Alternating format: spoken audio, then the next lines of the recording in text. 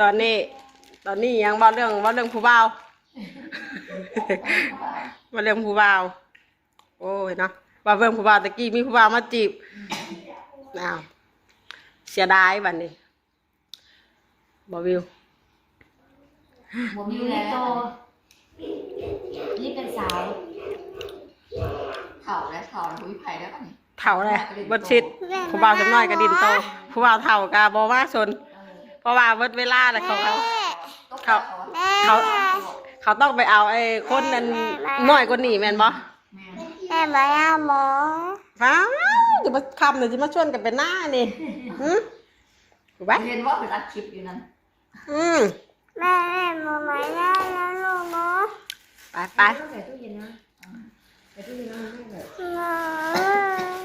ใส่ตู้เย็นเนี่ยอร่อยบ่แข็งนะ